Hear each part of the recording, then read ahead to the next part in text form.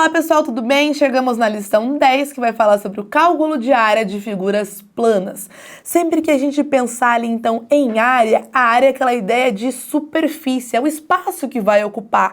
Por exemplo, quando você olha para uma parede, você quer pintar essa parede, você quer cobrir todo aquele espaço. Então a gente está falando de uma situação que você precisaria calcular a área dessa parede. Então tudo que te remete a essa ideia de superfície, a gente está falando de área. E nessa lição, lá na página 62, vamos falar especificamente sobre o cálculo de área de triângulos e quadriláteros. Bom, o que a gente pode pensar, né? O retângulo, que é um tipo de quadrilátero, que é o que vocês primeiro aprendem a calcular, é bem fácil de determinar a área, né? Você multiplica as dimensões, a base pela altura. Agora, você já percebeu que um triângulo, ele vem justamente dessa divisão de um retângulo? Se eu traçar ali as diagonais, eu vou repartir em duas partes iguais.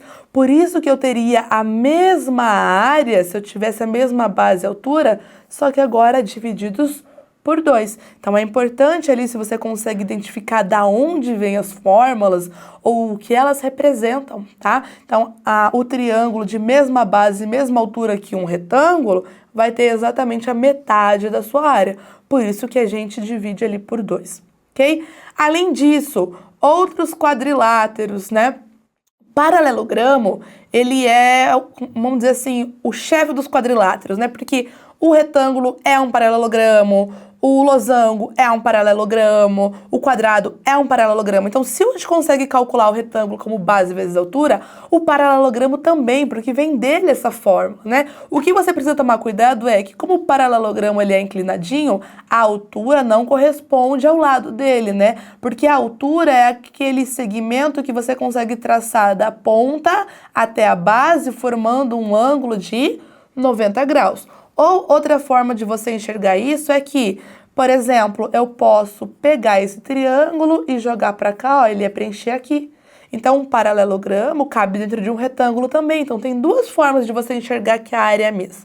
Agora, o losango, ele é um pouquinho diferente, né? Porque você teria que desmontar ele para chegar nessa fórmula, mas eu acredito que vocês já observaram a demonstração em sala de aula. Eu não vou aprofundar muito aqui, porque senão a gente não vai conseguir realizar as nossas questões.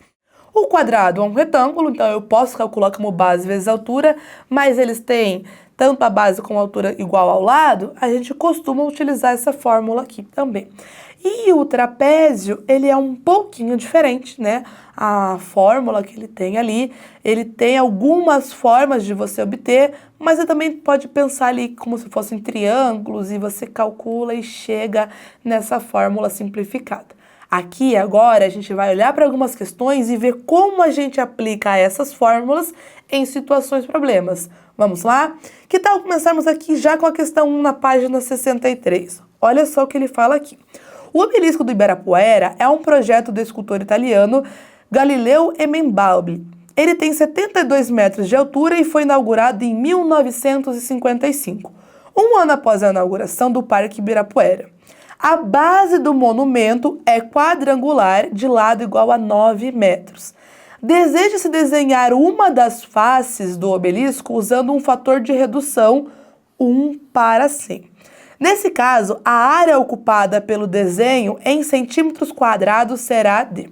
Bom, vamos traduzir ali, né? Ele disse que a base desse monumento era quadrangular de lado igual a 9 metros. Só que quando ele for fazer o desenho, ele não vai fazer um desenho de 9 metros, né? Por quê? Porque não é viável, né? A gente vai trabalhar com uma escala 1 para 100. Significa que é cada um da vida real ali, né? Cada um do desenho, desculpe, vai ser equivalente a 100 da vida real. E como ele está falando em centímetros, a gente pode pensar que isso daqui tem, então, 900 centímetros. Cada 1 metro, 100 centímetros, né? Então, se eu quero um do desenho para 100 da vida real, é porque no meu desenho ele teria que ter, então, 9 centímetros. A primeira etapa da questão a gente já fez, ok? Mas ele quer saber a área ocupada por esse desenho, né? Então, como vai ocupar a área total aqui? E aí, o que a gente tem que fazer? Vamos pensar aqui agora nessa informação aqui da nossa altura, tá?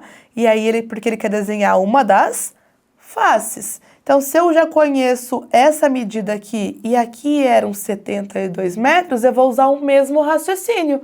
Eu vou transformar isso daqui em centímetros e eu já sei que, então, lá no meu desenho, se eu fosse fazer a ilustração dele aqui, ó, ele ficaria mais ou menos assim. Então, se a base tem 9 centímetros, aqui teria que ter 72 centímetros, ok? E aí você vai fazer a multiplicação, é um cálculo de área ali, né? Vai fazer 72 vezes 9.